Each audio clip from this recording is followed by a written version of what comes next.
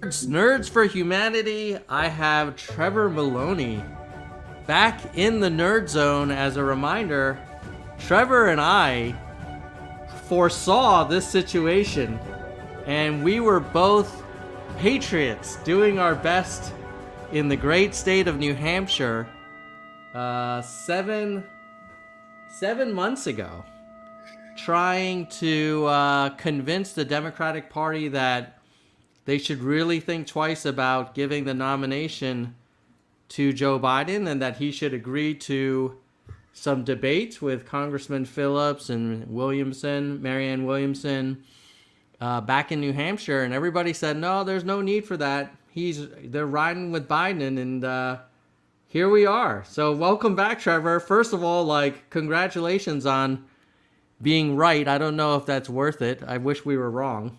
I know. Yeah. I read someone tweeted that Dean was the most vindicated person of the year or whatever. And then I sent that to a friend, and my friend was like, there's so much tragedy in that line. Because we don't really want to be vindicated, right? No. Yeah. No, we don't. I mean, I wish we were having a conversation where we'd be like, oh my God, Biden is like the Tom Brady of candidates, and he just doesn't get old. But I think, when you were last on the show, it was before the debates. And I don't know if it was after the State of the Union, but the State of the Union, he does pretty good on a teleprompter. Yeah. I think it's just the unscripted stuff. Yeah, exactly. I mean, which is, when you have to use more of your brain power, right? Yeah. Yeah.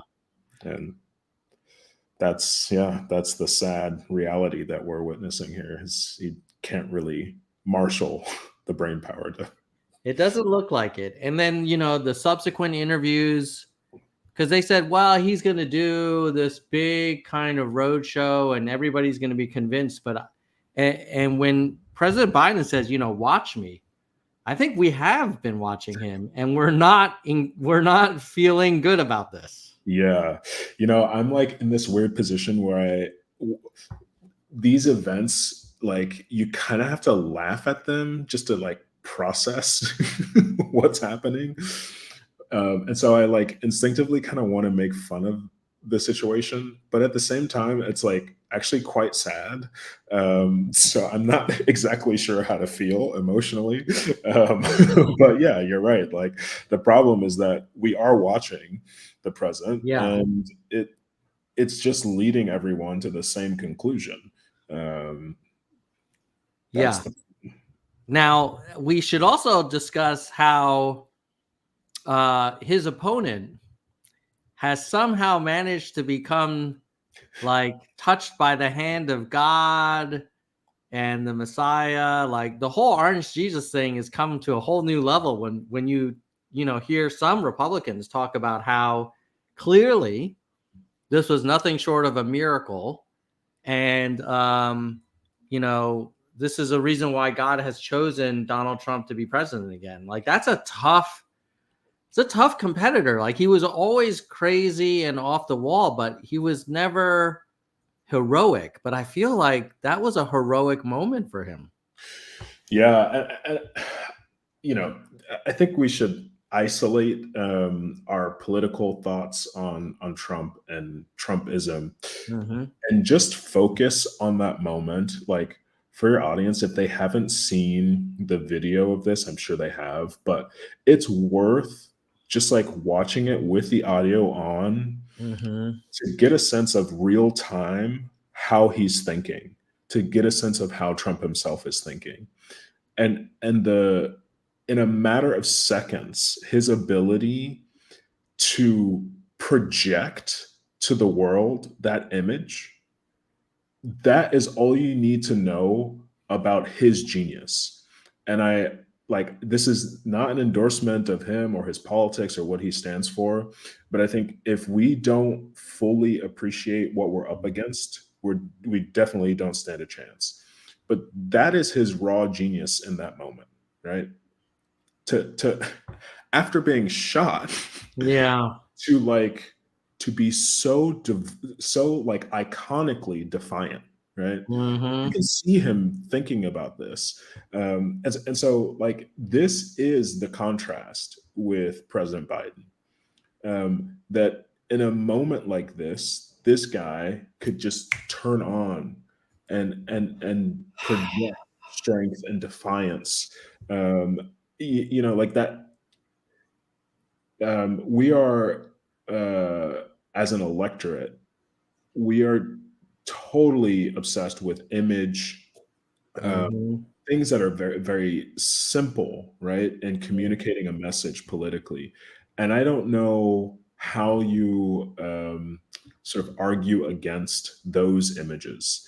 The image of President Biden at the debate, where he genuinely looks lost and confused. Uh, Mm-hmm. and just enfeebled, right? Like Yeah. he looks old. He was wearing his age that night, and then this iconic photo of Trump the martyr. It just, this is what we're up against, and this is kind of hard to overcome. Um, yeah, Yeah, I agree with you. I think on two fronts. Number one is it was impressive how heroic and kudos to that AP photographer for capturing that image. I mean, that's probably going to be in some history books, that photo. absolutely. Yeah. I mean,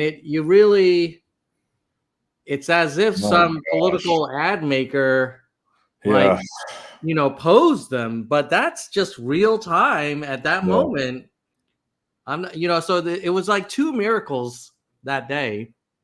He happened to turn his head an inch to look at his chart, and then it Yeah. caught, because otherwise it would have been a dead on shot. Hmm. And then secondly, like that AP photographer was standing right there and had the wherewithal to take the shot, Yeah. the photograph. Yeah. And I mean, if I were a Trump supporter, I'd be pretty fired up. And you could tell, like, when you watch the interviews with people at the Republican convention, like, they are very confident. It's the opposite if you talk to Democrats who are just beside ourselves, like, or Yeah. resigned to losing. Yeah. Um, that was quite an image. Yeah, it was. You really can't have asked for a more powerful statement than I that. mean, honestly, just looking at this, and I've seen it, of course, many times now.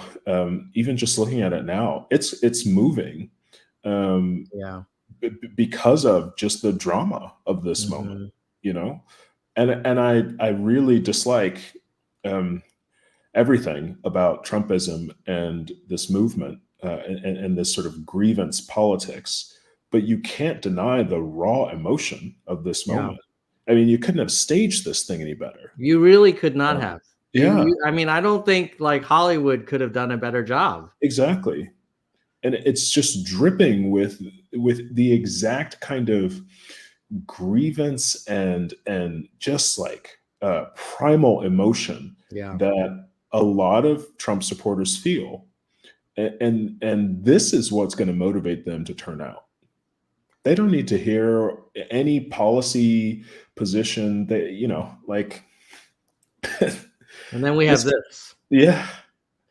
And like honestly, this is one of the better pictures. But, I mean, those side by sides are really like. Yeah. In fact, I have to admit, I only watched about 15 minutes of the debate, because I just could not get through um, watching him. He looked so confused, and I know Mm, he's not. I'm not one of those people who thinks he's off on the deep end or something. But mm, in that moment, that was definitely a bad moment for him. And in yeah. that moment, you just feel for the man. Um, it just seems so cruel in a way that he would be there, uh, in such a public way, kind of humiliating himself. Yeah. I remember in January when we were in New Hampshire, we were looking at this video of him visiting some store, and he just looked confused, and he was just operating like so slowly, like physically slowly. And I mean, I'm kind of impressed and also pissed that his inner circle kept us out of the limelight for so long. Because had I think the Democratic Party known how much his health had deteriorated in January, I think people would have been more open to a primary. And I also think like, wow, something's wrong with the primary system, because he keeps talking about, well, 14 million people have cast their vote. It's like, really? Like, you didn't do a single debate. You were hiding out. You didn't do an interview. You didn't do a town hall. Yeah. You know? The people were duped. And, like this is, I don't know if you remember this, but whenever I would sort of go out on the stump to be a surrogate for Dean, talking to Democrats, what I tried to get them to think about was how much they were actually in a silo, right? That they had their heads in the sand. And I tried to remind them of 2016, because that's exactly how it felt to me on the ground. That they just had their heads in the sand. They were sticking with their nominee. This nominee was really qualified, deserved our support. We should be loyal, no problem. And because they were in a silo, they were just hearing echoes of what they thought. And that was the case in 2016 with Hillary Clinton, and it was the case in December and January when we were in New Hampshire. Democrats simply didn't have access to information to challenge what they were getting in their own ecosystems. And what they were getting in their own ecosystems was a lot of spin from White House handlers.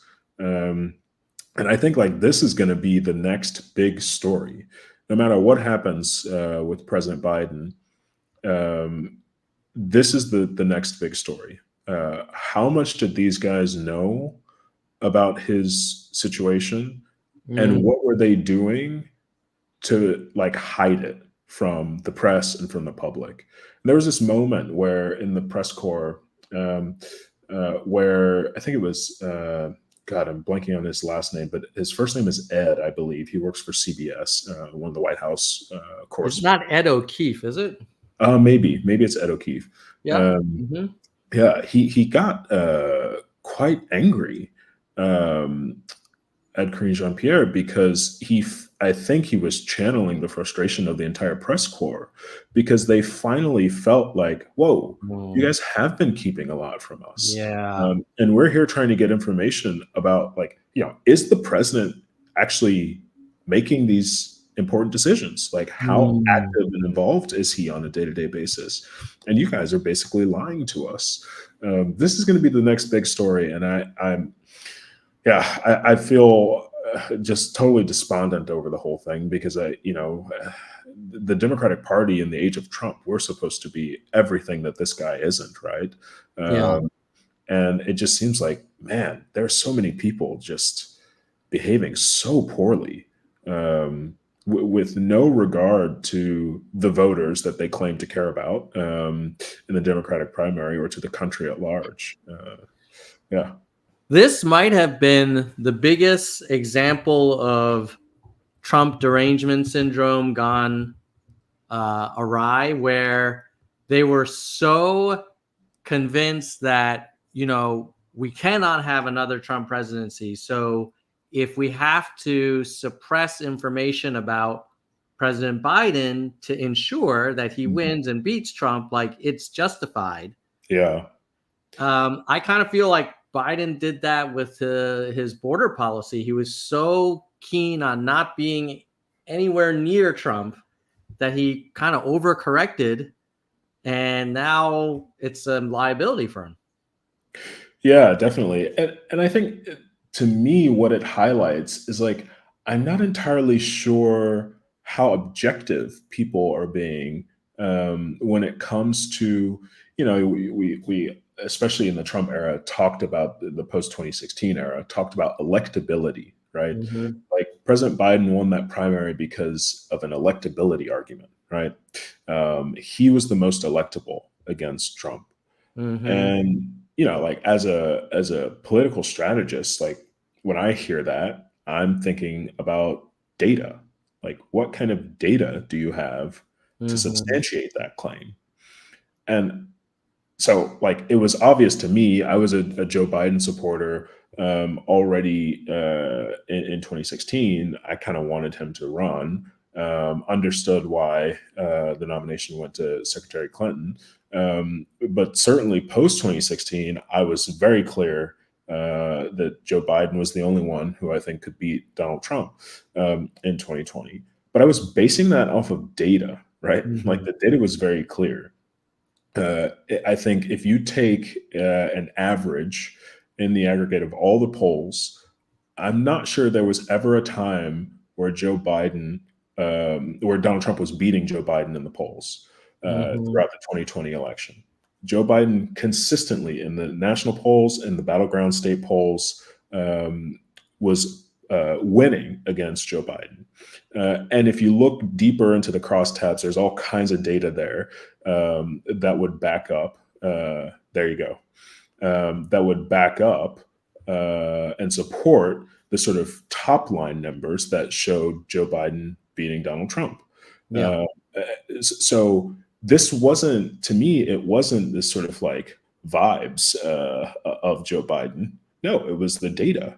And so this idea that like President Biden says this all the time, the press and everybody counted me out. It's like, maybe, but like if you actually looked at the data, it was very clear that you were the most electable. And so I'm not sure that the press was necessarily against you in 2020. It's like you didn't perform very well in the first few contests in the primary. So I think Mm-hmm. it's fair for the press and others to question you. But suffice it to say, he had a very strong case looking at the data. I'm starting now to think that Democrats weren't actually looking at that data. They were basing it off of vibes. Because Mm. if you look at the data now, it's Yeah. quite clear that Donald Trump is going to beat President Biden. If the election were held today, that would be the case. And if you look through it, yes, it's very close. And I can say a lot about why it's close. But if Mm-hmm. you look throughout, there's like barely a moment when Biden overtakes Trump. Far more consistently, Trump has been polling ahead of President Biden. And the battleground state polls show a similar picture. So I'm looking at the data and I'm Yeah. saying, no, Joe Biden isn't the only Democrat who can beat Donald Trump. In fact, I think he's the only Democrat who could lose. He'd probably be the worst performing Democrat against Donald Trump in a general election. So, I'm looking at the data here, and Yeah. 2024 is not 2020. Yeah, it's not looking good. I mean, these like Arizona, we're behind by 5 points. I mean, I don't think Biden's, at least going back as far as March, has never beaten Trump in Arizona. And then if you say Pennsylvania, it looks like he tied Trump back. Looks like before the Right debate. before the debate. Yeah, yeah. Boy, oh boy. And then probably, I mean, what's your take on JD Vance? Do you think he helps with some of these swing states, or no No, change? no. I think the data on this is quite clear. Vice presidential candidates don't really do much to change the outcome of a presidential race. In fact, there was some good reporting. I think this was by anyway. I can't remember the reporter. Tim Alberta. Yeah, it was Tim Alberta. I think he had some really good reporting talking to the co-campaign managers of Trump's campaign. They did a lot of polling on this, and no matter who they polled, whether it was Rubio, Burgum, or Vance, it didn't really change anything. for the outcome of the race. So that actually allowed them to just say, like, hey, we can make this purely off of political considerations, charisma between the candidates.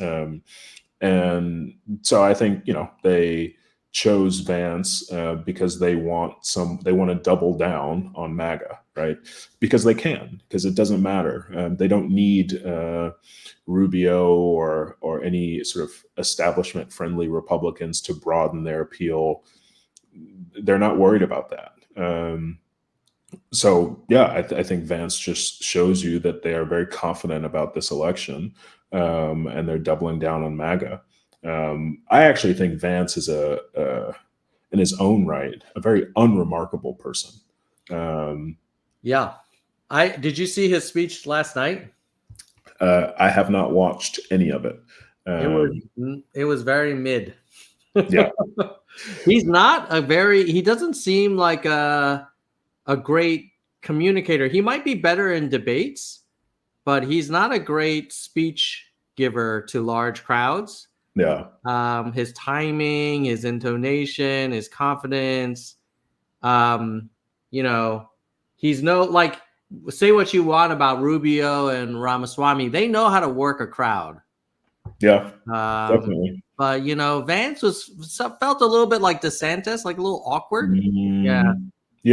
I mean, it is, in a way, it's a very shocking pick because there's a lot of risk there. Yeah.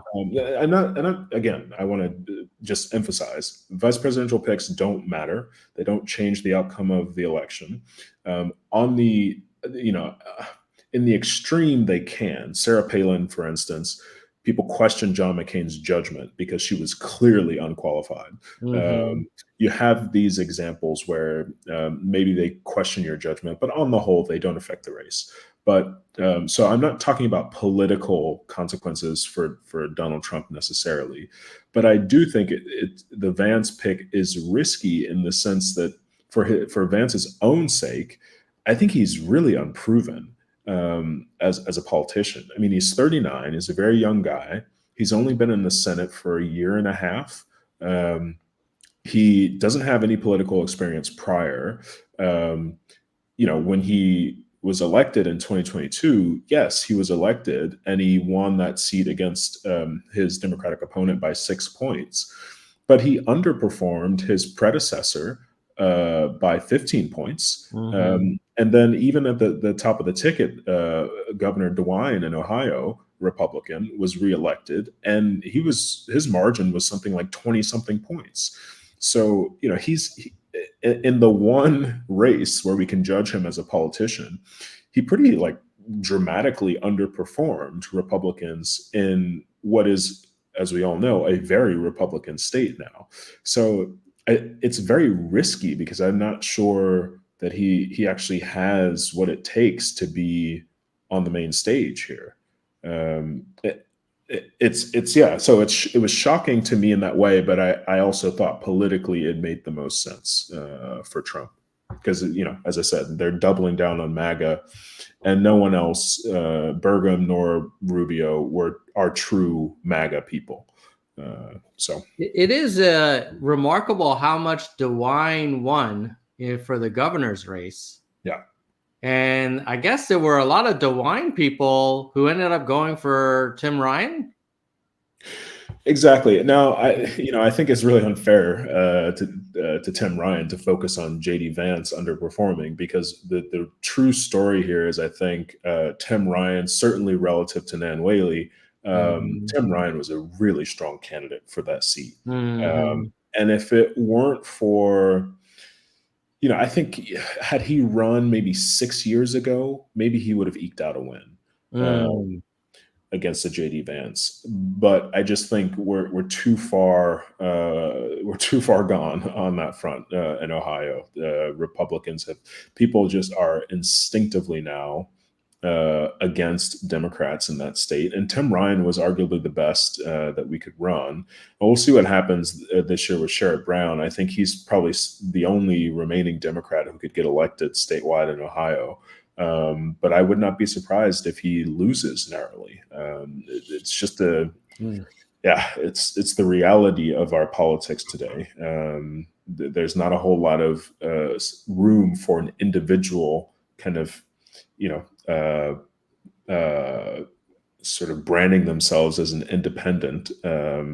If you have a D next to your name, that's generally going to be a bad thing in Ohio. That is, that's interesting. Look at this here. In 2020, it was really close between Trump and Biden. Trump only eked out, was like slightly ahead in the polling. Mm-hmm. But you look at 2024, it's not even close. Yeah.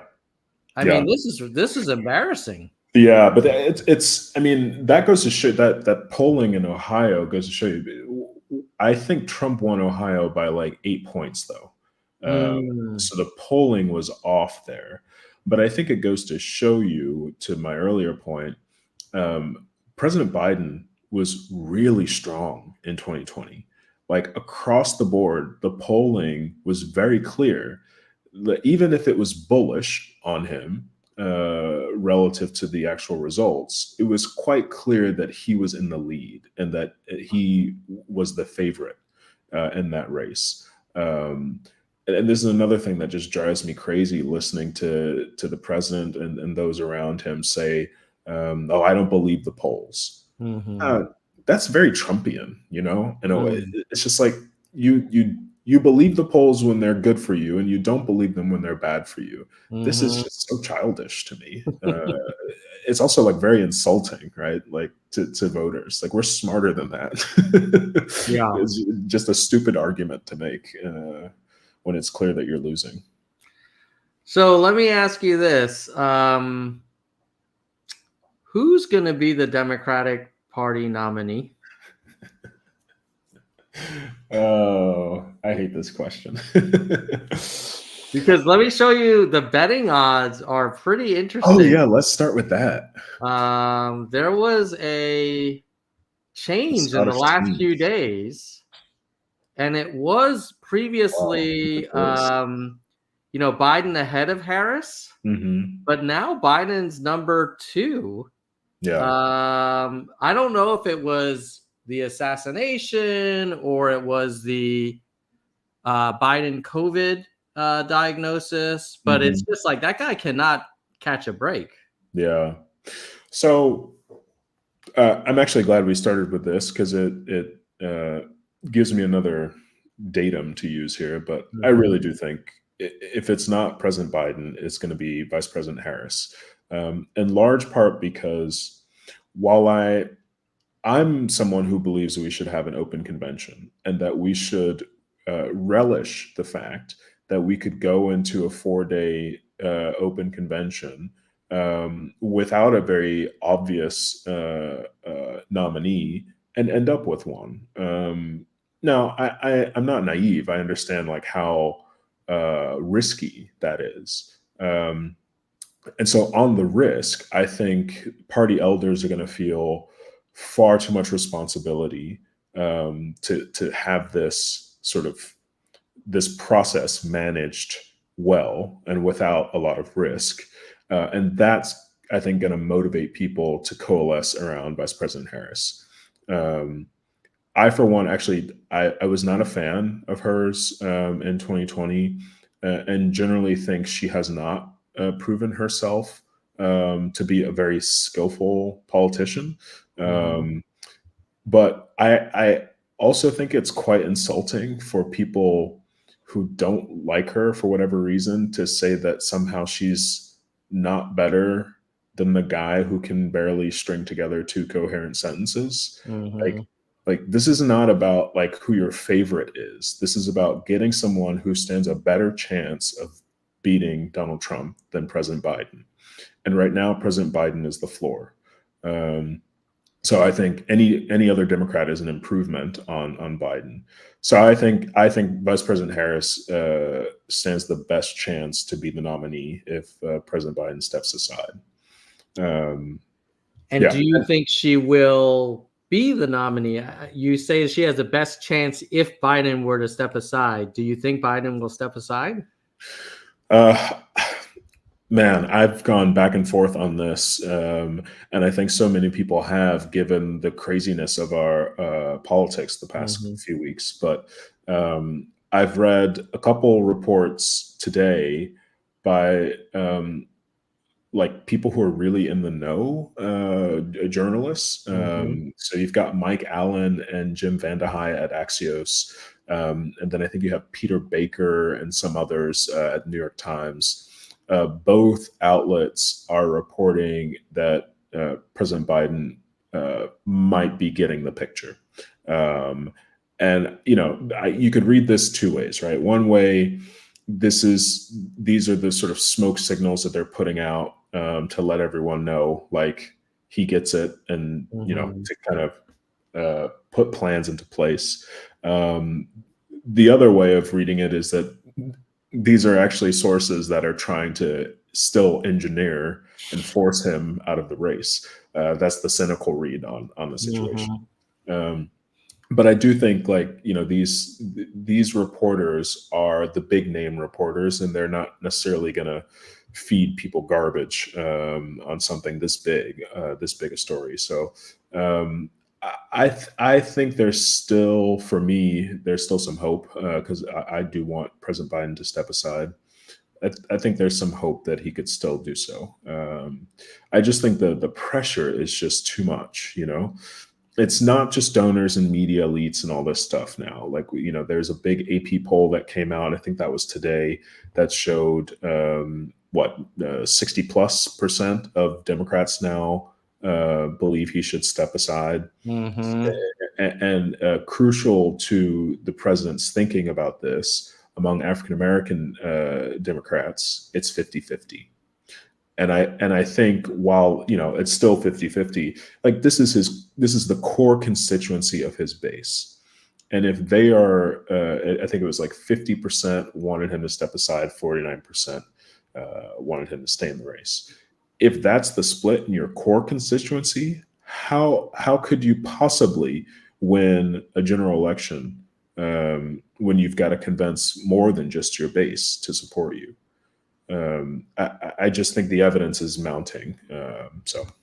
Yeah, well, from your data to Biden's ears, right? I do. Hopefully they're open and he's listening. We're gonna have to wrap in a couple minutes, but I did want to have a bone to pick with the South Carolina primary process, and wanted to kind of get your thoughts. Sure. Because as everybody knows, South Carolina was technically first in the nation for the primary, and that process gave Joe Biden 96%. I remember they talked about record turnout, all this kind of thing. Yeah. And to me, it feels like, well, you guys had one job, which was evaluate these candidates, and you gave this guy 96%. Am I being too hard on South Carolina? Because, I mean, at least New Hampshire, like 20% of Democrats said no to Biden. Yeah, I mean, I don't think we can blame primary voters, in part because they just did not have, I think, all the information that they deserved. As you said, had they known about this, particularly the version of President Biden that showed up in the debate, had they known about that, don't you think our arguments in the campaign would have been a little stronger, a little bit more compelling? And I'm not saying that we would have won if they had known that Joe Biden, but I don't think he would have gotten 96%. Let's put it that way. This reminds me of 2020. I think people are thinking of Joe Biden in 2020, which, by the way, he was already slowing down. Let's not forget that. And also, let's not forget that most of that campaign during the general election was virtual because of COVID. So he wasn't really out there to prove himself in that way. So I don't think voters have been given enough information because President Biden and his handlers have kind of hid it from us. So maybe I'll take the position that we should be kind of hard on South Carolina. go ahead, let's hear it. And here's what I would say. From what I saw on the ground in New Hampshire, those New Hampshire voters, the ones that many who participated in the primaries, like they really take that job seriously. Yeah. And they come with their notepads and they ask questions and they're willing to learn about Congressman Phillips. Like they feel like, okay, this is part of our job to evaluate. And I saw a few C-SPAN events in South Carolina, and it didn't feel like a hard evaluation of Biden. And to me, it's like, well, if I were in South Carolina, I'd be like, my God, we're first in the nation. Like, this is an opportunity. Like, let's not be like Iowa and screw it up. But, maybe New Hampshire has a benefit of doing that for like a long time. But it felt like a rubber stamp in South Carolina. Yeah, that's what I would say. Like New Hampshire has 100+ year history of doing this. They take it very seriously. It's core to their identity. The kids, when they're in grade school, are kind of roped into this process. So from an early age, New Hampshireites kind of know what their role is in this process. So I think that's a little, you shouldn't compare New Hampshire to South Carolina in that sense. Mm-hmm. But yeah, like in South Carolina, I also think you didn't have a competitive primary, right? No one knew our guy. Mm-hmm. No one really knew much about Marianne Williamson and didn't take her seriously as a presidential candidate. So in that way, it wasn't a competitive primary. There wasn't as much attention around it. So everyone just assumed that Joe Biden was running unopposed almost. So, of course, it's a rubber stamp because they don't really see any signs of a competitive primary. So I think there are a lot of structural reasons why I wouldn't blame South Carolina necessarily. They were set up to fail. They were set up to basically rubber stamp Joe Biden. That's why they were positioned first. Which in hindsight makes me think, I wonder if the handlers are, trying to avoid a primary for the president so that they can avoid showing the country what he's really like on a day-to-day basis. Convenient to engineer the entire primary process to avoid any kind of scrutiny of the president. They did a good job. They did a good job keeping him under wraps. Yeah. And if anything, maybe when they do their campaign retrospective, I think asking for an early debate was probably not a good move on their part. Definitely. Which is funny because the rationale, I think, was if you do it early, even if it's a bad debate, we'll have enough time to clear through the shit before the fall, and voters won't remember. Yeah. Boy, oh boy, was that a major miscalculation. They could not have foreseen this kind of massive, just like melting. Yeah. Like literally, there has never been in the modern era a presidential debate this like. I'm not going to curse on your podcast, but this like poorly botched, right? Yeah. Like this was literally the worst performance in modern political history of the challenger, of the incumbent. Like it just, my goodness. Now they must the thing that I can't square the circle on is his closest advisors work with him every day. They know what he's capable of. Mm-hmm. So why wouldn't they have said, like when they were in camp, I guess by the time they got to Camp David, it was too late. But when they were negotiating the debate schedule, they must have known that Joe has these moments where he loses his train of thought. He struggles to find the right words. He forgets names. Like What do you think they were rolling the dice for? Like, why would they want that? They must have known this was a risk. Yeah, I agree with you, but like there does come a point where you can't hide him from everything, right? Mm-hmm. Um, and I simply think like that's what they were up against. Like they did the best they could to try to maximize this debate to Joe Biden's strengths. They basically got everything they asked for, right? Like the fact that we even had a presidential debate in late June, like I don't know if that's ever happened, you know? Yeah, Like, yeah. and so they really did try to change everything up. You know, there was no audience. There was The no mics were interactions with muted. anyone except for the Yeah. moderators. Yeah, like Mm-hmm. they I think they tried, but as I said, there's only so much you can do, right? Like the guy still has to be out there. Yeah. He's got to at least debate once, and that's all it took. And I just, even if he stays on as the nominee, I do not see how he overcomes his political weakness. You Yeah. know? All right. So why don't we wrap with this? Let's make some predictions. You know, it's going to be Knew saved you're on going the internet forever. there. Yeah. Who's going to be the Democratic? What will the Democratic ticket, both president and vice president, be? And what will be the outcome on November 5th for the big prize? Oh boy. I think it'll be a Harris Cooper ticket. Oh, Um, yeah, Kamala Harris and Roy Cooper, governor of North Carolina, the outgoing governor of North Carolina. mhm. Oh God. And will that ticket win? You know, Tom, I'm deep in my feelings about things right now, and it's hard for me to get out of them.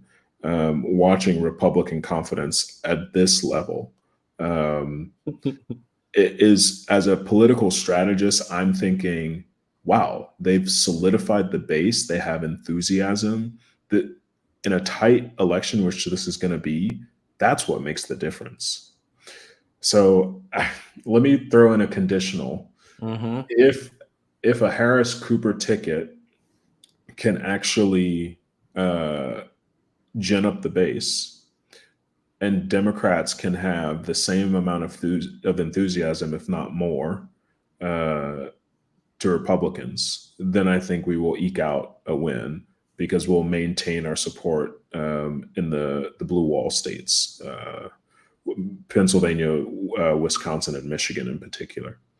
And That's my, if you yeah. were advising Harris, would you recommend Cooper? That'd be your first pick? Yes, that'd be my first pick. Although I'm not, I mean, maybe this is a bit too fantastical, but like, a Harris Whitmer ticket, I feel like that would revolutionize Oh, the Democratic Party. 100%. And it 100%. would draw a really big contrast with Trump fans. Yes, the two white Abortion, we'd dudes. be able to capitalize on Yeah. abortion. Like, I think that's the dream ticket for sure. Um, I just don't know. I don't, Democrats can be a little weird. Like, maybe we would freak ourselves out, like putting two women, like the country's not ready for two women. But like at this point, for me as a strategist, I'm just thinking about motivating the base. Yeah. We have to get our side to turn out. And a Yeah. historic ticket of two women, like, are you kidding? That would be pretty amazing. Yeah. And I would argue Cooper's fine, but we're behind. So we need to throw some long balls here. Even if there's a chance that it'll get intercepted, like we gotta throw some deep balls. Yeah. And a Harris Whitmer, two women, Michigan's kind of important. Midwest is kind of important. Yeah. She's a governor. No. I think there's and I kind of feel like, in a way, the combo, it's kind of refreshing. It's like, Yeah. 2 women, let's do this. Let's go. Yeah. So I guess that would be so are you changing your prediction? Because I'm going to predict Harris Whitmer. But we could agree. Or you want to stick with Harris? I'm not going to change my prediction. I'll say this: I think that would be better for the party. But you think the party will pick Cooper because they're risk averse? They're like, Yeah. ooh, 2 women, too much. And I think they're going to be paranoid about Kamala Harris being at the top of the ticket. Oh my goodness, we can't do this. And so what's the most obvious balance to Kamala Harris at the top of the ticket? Roy Cooper. I love Roy Cooper. He's amazing. He's an amazing political talent. One of very few Democrats who've been elected over and over and over again in a very difficult state for us, North Carolina. So he's proven politically. So nothing against him, but yeah, it doesn't exactly motivate the gin up enthusiasm in face, Roy Cooper. Now, let me ask you this. If you're Cooper's advisor, is that an automatic yes if the offer is extended, or do you let them lose? No, I think it's an automatic yes. Okay. Yeah. Okay. Because he is an outgoing governor. He's already been attorney general for 2 terms in North Carolina. He's been governor now for 2 terms. Before that, he's got some political history in the state. The next step for him, if he wants to a career in politics still, is DC. And what better way to kind of shoe yourself in to the presidential conversation than by being, the vice presidential running mate to a very historic top of the ticket presidential running mate. Yeah, and you'd be on the team that hopefully beat Trump, which would exactly be cool. Like win or lose, he wins, in my opinion. Yeah, and if they lose, it's like, hey, it was a last minute thing. I just did my best. Yeah. Yep, makes sense. Trevor, anything else you want? What are you up to these days? Like anything you want to share about what you're working on? No, not really. I'm all over the place doing a bit of a grab bag of things, and believe it or not, trying to keep my distance from all of this. It's just it's a bit of a train wreck. Yeah, I know. I don't blame you. I don't blame you. Yeah. Well, I appreciate you coming on. I think we'll have to get you back on after the Democratic convention is done, and we'll either be talking about how those lines started to inflect with the energy behind the Harris Whitmer ticket, or if it was like nose to nose race to the end with the Harris Cooper ticket. Yeah, we'll see. Golly. And then, I mean, and then we'll have an October surprise. So I guess we'll see what that brings us. It should be an exciting next few months. I'm at least looking forward to more conversations. This is cathartic for me. So, well, I always enjoyed our conversations in New Hampshire, and I'm just so glad we can continue them virtually. Likewise, exactly. Take care, Trevor. Appreciate the invite. Bye. All right, Trevor Maloney. If you are ever running for office and you want a good political strategist, Trevor Maloney, he's a very wise man. I like how he thinks about things. So he's a smart dude. I'm gonna give a shout out to our channel members, and then I'm gonna give you my 3 predictions about what's in the future. Some Nerdstradamus predictions. But first, let me give those shout outs. And I have some new member levels.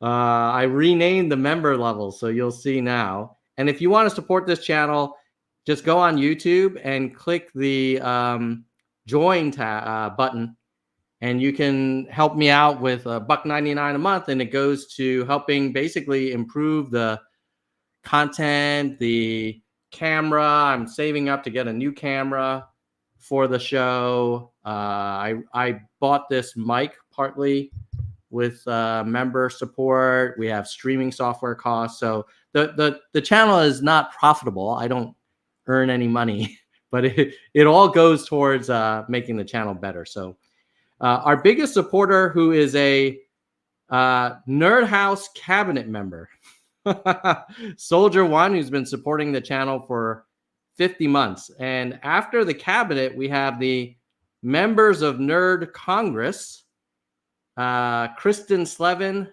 Bike, and Emily Quinn. Then we have the Nerd City Council members, our local leadership: Gene, David, DK, Jackalego, Mr. History, Mona, Vaughn, Yang, Dean, Galessa, Jay Parent, Dana, Jason, Daniel, Jeremy, Mickey, Yoda, Jackson, Unkiyu. And then we have our registered nerds. And I will scroll through these. And these guys, it's $1.99 a month. We love all of them. They're fantastic. Thank you for all of the amazing support.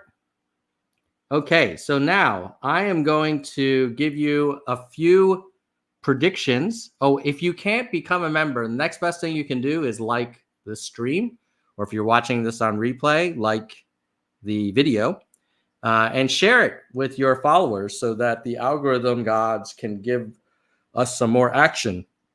3 predictions, and then I'll wrap up. 1, Joe Biden's going to drop out this weekend, maybe Sunday night, or at the latest Monday. And that is going to happen. The latest would be July 22nd. So Joe Biden will announce that he is not going to accept the nomination. The prediction number 2 is that at the Democratic convention, the winning ticket will be Harris Whitmer.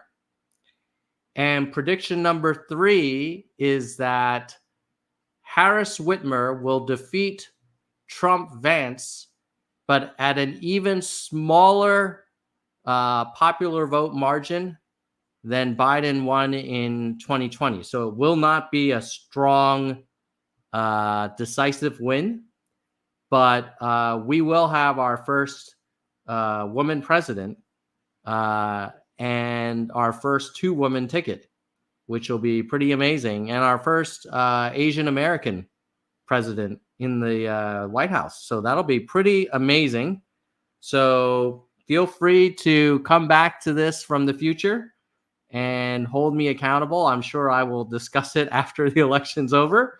But if this was fun and useful, do me a solid, like, share, subscribe, and comment below on what your predictions are. And maybe what I'll do is in November, I'll come back to this video and we'll highlight some of the nerd commenters in the video comment section and see how we did.